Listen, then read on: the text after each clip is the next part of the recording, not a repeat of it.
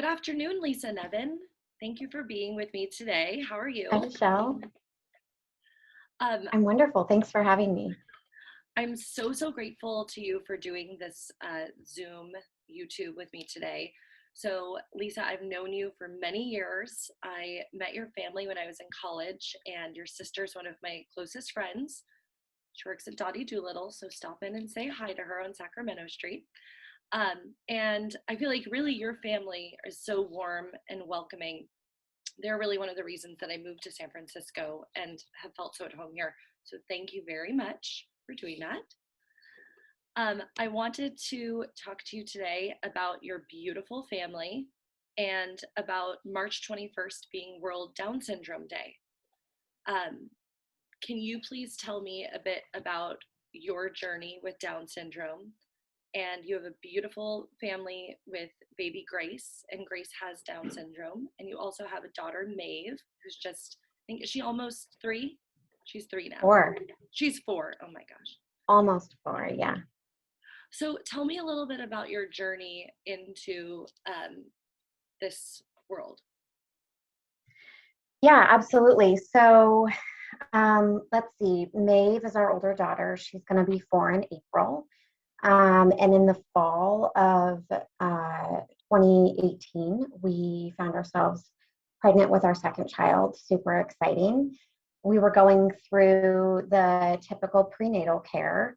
One of the milestones along the journey that many women may recall is genetic testing screening that we chose to participate in. And this typically happens around 12 weeks of pregnancy. And it was through that activity and screening that we actually received a high risk of Down syndrome for our baby, who is now Grace.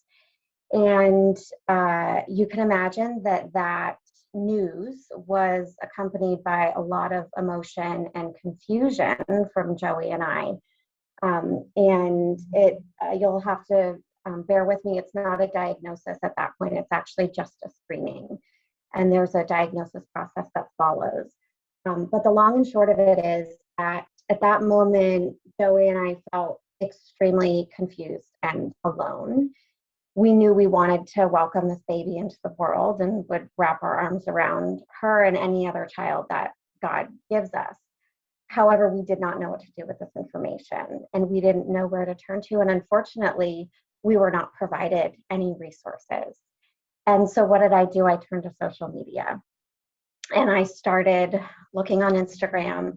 I searched babies with Down syndrome, families with Down syndrome, out of this yearning to find a community or find somebody similar to us that I could latch on to help give me the message that everything was going to be okay.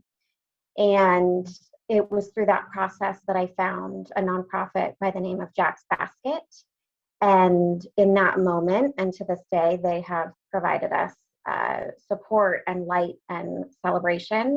And I am super excited and proud to be a part of the Jack's Basket organization as the regional parent lead for the San Francisco Bay Area. That's a little bit about our journey.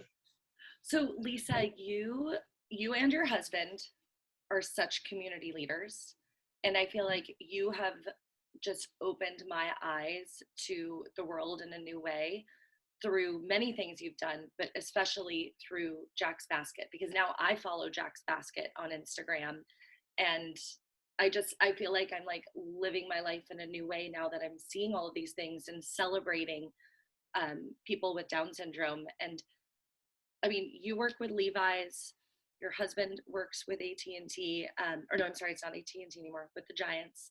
Oracle, the Giants. Oracle. Yeah, there you go. So you don't really go into these situations as a follower. I feel like you go into it as a leader, and you've already made a lot of big steps for Jack's Basket in this area. Can you tell me a little bit about some of the things that you've done with just delivering unexpected news and just other? Yeah, absolutely. That's really kind of you, Michelle. Part of Jack's Basket's mission is to celebrate all babies, and especially those with Down syndrome. And the second part of their mission is really this medical outreach opportunity. And what ends up happening, certainly in our position, was this news is delivered to you in a way that's almost predisposed with a disappointment. I'm so sorry to tell you, but your screening results came back high risk for Down syndrome. And that is just the feeling of like judgment already passing on your child that you haven't even birthed yet. And so part of what made me so excited about Jack's Basket is not only feeling like they were a community that would celebrate Grace when we welcomed her into the world, but it was something that I could get involved in and a difference that I could make. And through the medical outreach arm of Jack's Basket, they have really provided me with the tools and the resources to reach out to my own medical network and help educate those providers and empower them with the tools to deliver this news in a much more positive way and provide mothers like me almost 2 years ago the resources to make informed decisions and not feel so lonely. And one of those things, and I actually went back to the genetic counselor that provided us our diagnosis. I got to meet with her and her 11 counterparts. They're the genetic counselors at CPMC and UCSF, as well as the OB office that has delivered my children. And I actually had an opportunity to speak with them and educate them on if they find themselves in a situation like this or a similar medical situation, what are those tools that they can deploy to help provide that message in a more positive and warm way. And one of the ways that we like to think about it is I have unexpected news. Yes, the news that we got was extremely unexpected, but it wasn't necessarily disappointing.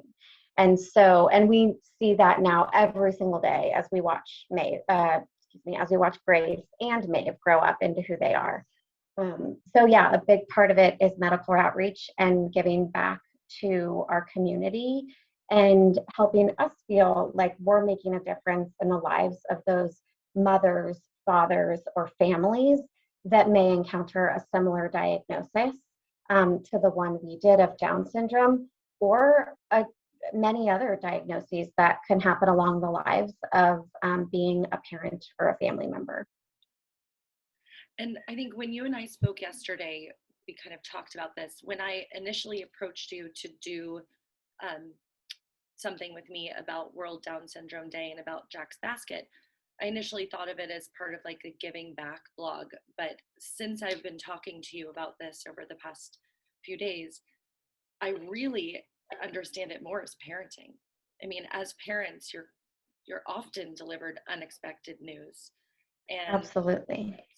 how do you it's really opened my eyes to think, how do I deal with unexpected news, and also how do I help my children deal with unexpected news? How have you been a parent to Maeve, Grace's older sister, and how do you enjoy parent, I guess, differently now that you have this experience? Yeah, I think it's a great question. And we've really pared it back to be as simple as possible, which is you do whatever your child needs. And each child has very different needs. Maeve and Grace certainly have different needs. In our case, we know that Grace, because of her diagnosis of Down syndrome, we know that some of those needs she's predisposed to. Some of Maeve's needs that we will encounter over the years may be more unexpected, right? And so we just parent our children in terms of the needs that they present to us. And the other thing that we have encountered is how to talk about it.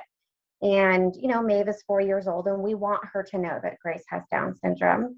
And we want her to accept that. We know she will, she already has, just like we would want her to accept any other differences that she comes across in her life. But it's really all about simplicity and the way that we explain it. Maeve or any 4-year-olds, and maybe some adults for that matter, may not understand what it means to have Down syndrome. What it means is that Grace is going to learn differently than us, and she's going to develop differently than us, and she has some different needs, and we're going to do what we can to help her get as far as she can. And so really it's just about explaining some of these differences, that she's going to learn differently, and we're going to do everything we can to provide her the resources to be the best that she can. Like just that approach is like flipping the script on not only Down syndrome, but just differences, learning differences, developmental differences that we would see in any community. Yeah, So I really applaud you for being such an amazing leader in this world, in our community. And I love ya. that's nice of you. Thank It you. March 21st is World Down Syndrome Awareness Day. And we're going to put something in the notes about ways that you can highlight that on World Down Syndrome Day. It's about wearing socks. So we'll put those notes in there. But what is there one thing that you would want to leave our community with just about World Down Syndrome Day or about Jack's Basket? I think, Michelle, gratitude to you. Thank you for asking me to come and speak with you today. I think opportunities like this, just to continue to drive awareness through our everyday lives, is paramount. So anybody that's listening, thank you. This can be check the box. Thank you for learning about World Down Syndrome Day. It is on March 21st because Down syndrome exists in humans as the third copy of the 21st chromosome. So you can always think about the numbers 3 and 21 that way. So certainly check out what Michelle has to say about wearing crazy socks on the day to raise awareness. And I would also say go to jacksbasket.org and educate yourself on the mission. And there are several ways to become involved in Jack's Basket if you're so interested. Thank you, Lisa. And Thank you, Michelle. we'll put notes in the comments here about how you can get involved. Thank you. All right. Okay, thanks a lot.